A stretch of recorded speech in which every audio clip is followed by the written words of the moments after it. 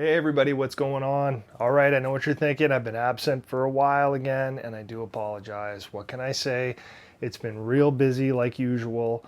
There have been a few different factors too lately. Like I really haven't had any new pickups come in a long time.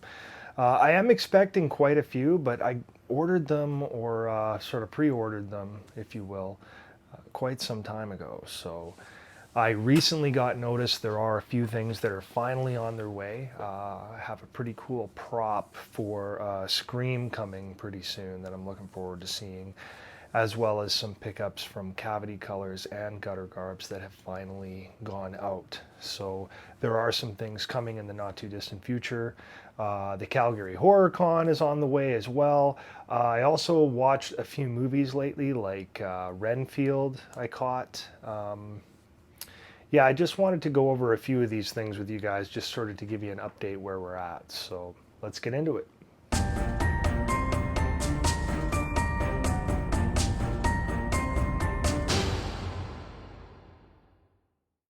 So I've been pretty busy lately, and I was able to check out a few things recently that I thought were worth bringing up or talking about.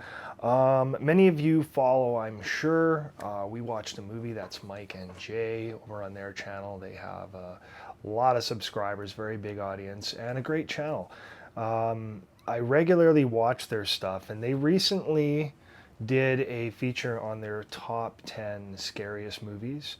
I mean, they do all sorts of stuff all the time. That was just one of the live streams they did that I actually had a chance to watch. I was on an out-of-town trip for work, and I had some time to kill, so I put them on, and it was quite entertaining. What they thought was super scary to them, and it's really subjective to the person of what scares you, right? I mean, I'm sure you've heard some people say, oh man, that's the scariest thing ever, you got to check it out, and you watch it and you're like, the hell is that guy talking about? This isn't scary at all, right? Like it all depends. But I was kind of intrigued by some of their picks. Spoiler alert: if you haven't seen it and you want to watch it, you should probably stop it right here for a sec, because I'm going to tell you both of them had the same number one pick, and both of them picked last morning, The Exorcist, which I thought was kind of wild because I know a lot of people think it's like one of the scariest movies of all time, and I do think it is scary. It had its moments for sure. But I remember when I watched it first as a kid in the 80s, it was quite hyped up by the time I got to see it. I was probably a little older, like I didn't watch it as much as I watched slashers when I started out at 9 or 10 with Freddy and Jason and Michael Myers and everything. But with The Exorcist, I kept hearing it was like the scariest thing ever, so I was really expecting it to terrify me. And I watched it, and I thought it was a little slow, at times. I guess it was hard to keep me that into it when I was young. I do remember when they released the updated version, probably, I believe it was in the 90s. They dropped the version that included the spider walk down the staircase that they originally removed because it was too disturbing.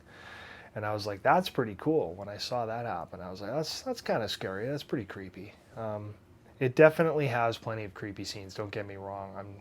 I'm not saying I don't think it's a scary movie, because it is, and a lot of people feel that way about it. But I probably wouldn't have it in my top 10 personally. But it's definitely up there, and I have nothing but respect for that movie. And I'm really looking forward to this remake they're planning on doing. I'm sure you guys have heard, if you listen to Sean Clark and Christopher Nelson and their podcast, The Thing with Two Heads. That's another one I recently watched as well. They got together finally for another podcast. They, sometimes they go months in between, so it's nice when you get a new one. And again, I was on a road trip for that as well, and it was the same road trip actually for that one, because I sort of listened to one on the way up and one on the way back when traveling. But anyway, it was a really good podcast, as they always are. I mean, I love those guys; they're great. But they were talking about some new movies that they had seen, for example, like Renfield.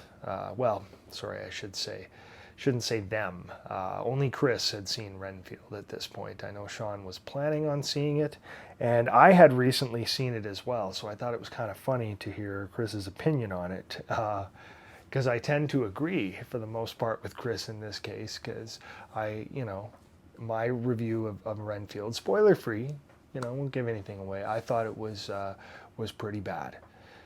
He kind of went on and on about how bad it was, just wowie wowerson and stuff like that. It was kind of funny, but I didn't think it was unbelievably bad, but I thought it was pretty bad, and I love Nicolas Cage. Yeah, like, what can I say? He was just, I don't know what he was doing with the character. Like, there was a scene or two where he was kind of funny. And you're like, oh yeah, and then he just kind of dropped that act, and he's kind of like, he's sort of being serious, and it was like I don't know, maybe a satire of Dracula. I'm not sure what he was trying to do, but it was just, wow. And a lot of the chemistry with the cast and stuff I didn't think worked. I mean, I get the story and everything, I just didn't believe it. It was so, what? Yeah, and I don't mean just what was happening in general, because of course there's wild things going on in the movie, but kind of like what Chris and Sean always say, shut up and eat your popcorn, right? But as for Renfield, no, that was a pretty much thumbs down for me. I did not enjoy that one. That one I probably would have given, 4.5 out of 10. Wasn't so good.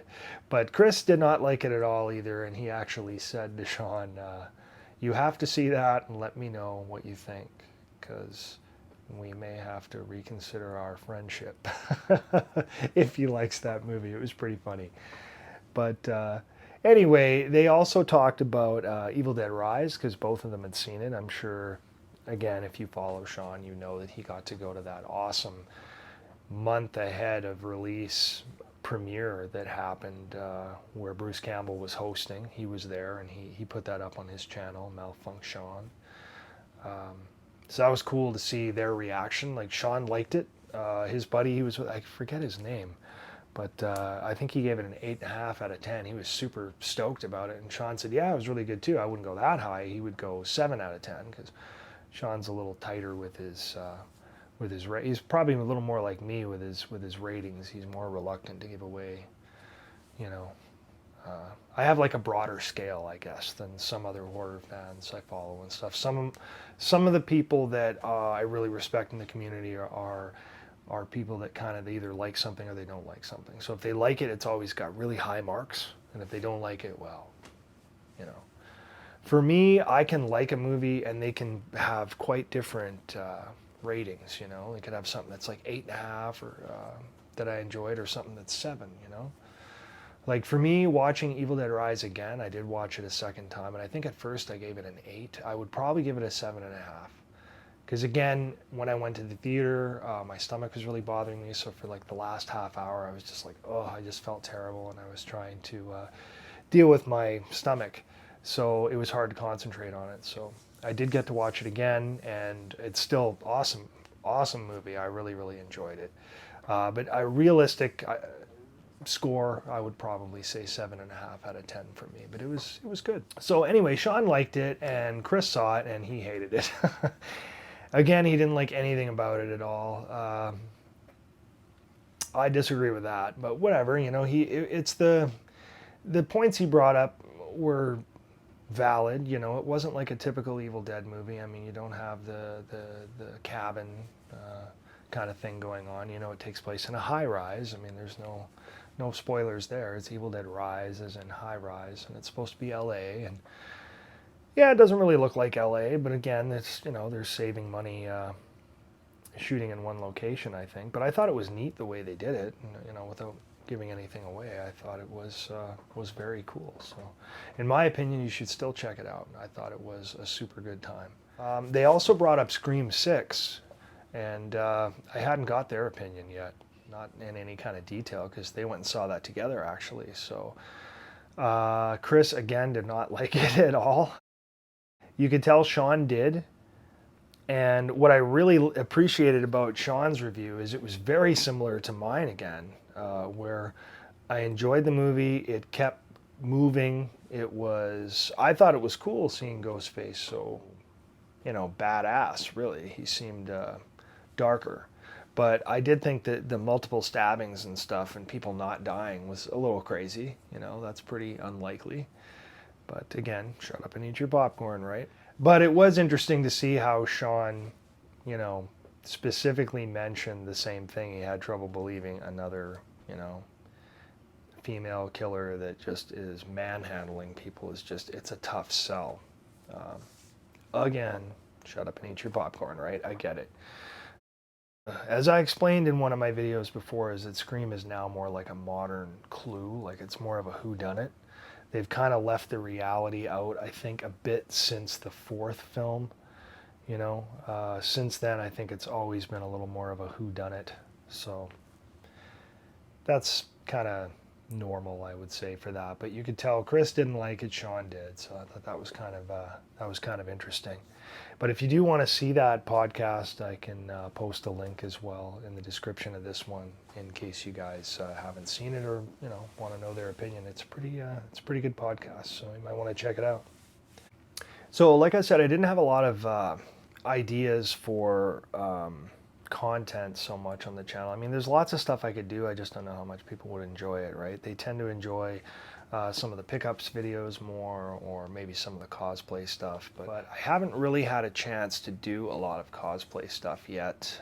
Like I said, I've just been very busy, and 99 times out of 100 I'm alone having to do it, so it's just a little challenging doing all the stuff by yourself and you don't have somebody with a camera or a place to set up. It's challenging. The Calgary Horrorcon is coming pretty soon. I still haven't officially got my tickets because I've been on the fence about, what days I'm going to go, or, am I going to do 1 day, 2 days? But I think what I've decided at this point, because we're about 2 weeks out now, is I'm just going to get a Saturday all day pass. Go down there, spend the day there, meet James Jude Courtney. Hopefully I can afford all the autographs I want to get, and maybe still have something left over for some other ones, because there's some cool talent from Scream and of course Hereditary, and some movies I really like that are represented there. There's a huge Killer Clowns from Outer Space reunion more or less going on there, where just about everybody is showing. There's been a few cancellations, but it looks pretty good, so it'd be cool to check it out. At this point, it looks like I'll probably be on my own, so the cosplay will be a little bit challenging. I guess we'll see. Ideally, what I wanted to do last year was go, and both my kids were coming at the time. We had it all worked out, and I was going to do the cosplay, do the Kills outfit, because it's the most accurate of the three that I have. Not that the other two don't look pretty good, but Ends needs more work. It still looks too fresh. I never touched up the legs or anything. I only have done what I did on Halloween night to it, so it's still pretty clean looking. Could have some more weathering, I suppose. But Kills is definitely the best, so I would be taking that. It's just doing it on your own and having to get pictures taken and stuff, and I don't know if James is doing a photo op. If he was, then it would make sense. I'd just take it and I would get into it for the photo op. But if he's not doing a photo op and he's just doing maybe photos at the table, then that's different too, right? Like it would be nice to have somebody with me to be able to hold stuff or whatever. And so I'll see what's going on there. There's no way I'm missing it, that's for sure. And I did book off the Friday prior just in case I wanted to get down early, or spend more of the day preparing for everything that I'm going to need to go there and everything that I'm going to need to take with me to get signed, right? But I think to save money and stuff, I shouldn't go down there for 2 days and get the hotel room. It's pretty pricey, so I'd rather use that money for another autograph, or to buy something there, because there's some cool stuff there. Anyway, so that's pretty much it for that.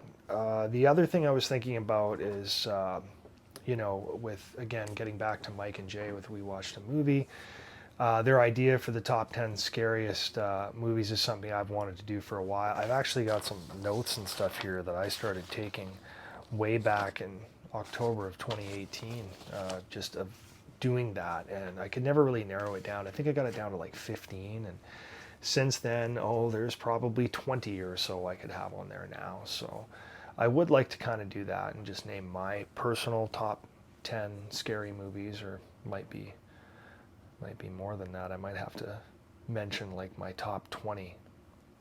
Just because, like I said, it's subjective, right? Like when you're a kid, some things scared you probably more than others, you know? That's kind of how it was for me. There's definitely some that I would want mentioned that scared the hell out of me when I was a kid that now I would never put those in a top 10, you know? Like, it's just, it hits different, right? I don't know. What do you guys think? Do you want me to do like my favorite scary movies list? I feel like those videos aren't really, you know, as interesting because they're more personal. You know, I might get 20 or 30 of you guys checking them out or watching part of the video or something, but I do want to create some content that you guys are going to want to actually see. So I know the unboxing stuff and the pickups are usually pretty interesting anyway, and the news on the conventions and stuff. But again, I don't really have much for news on the Horrorcon. I did ask Dan, who runs the Calgary Horrorcon and has for, you know, over a decade now. This is going to be the 11th, and we had a few years where we couldn't hold one, of course, because of the whole pandemic thing. But I did ask him if he knew what, you know, what James might be charging, or if he is going to be doing photo ops or anything like that, just so I can sort of try to budget and see how much money I'm going to need to be able to sort of do what I want. I'm hoping I'll be able to figure it out, but, you know, might not be able to all the time, but that's just how life goes, you know what I mean? Anyway, that is pretty much it for what's going on right now, you guys. So I just wanted to give you guys a little bit of an update on what's been happening, and just get some feedback on you guys. Maybe you want to talk about favorite scary movies too. I've found that interesting, like I said, for a long time now, and I've been meaning to put it together. So maybe I should. I don't know. Also had an idea of doing my favorite, you know, sequel movies, like my favorite part 2s, part 3s, part 4s, and stuff like that, that some others I know have done over the last while as well. I know Richard Diaz did one not too long ago. There's been a few actually, and I thought that's kind of a neat idea. I would like to do that too, because what do I like the most? And those are hard decisions, you know. So I might put together something like that as well. While I'm waiting for some more pickup stuff to come in. But like I said, there are some interesting pickups that are coming in the not too distant future. So hopefully they'll be here sooner than later. One of them is coming from the UK, so I don't expect to see that anytime soon. But I will definitely let you guys know when the time comes. But, you know, till then, give me some feedback on what you'd like to see on the channel, and maybe I'll start making some of that content in the meantime when things are a little slow on the pickup side and I have a little bit of time. So anyway, thanks so much for watching, like always, you guys, and we will see you again for another one. Take care.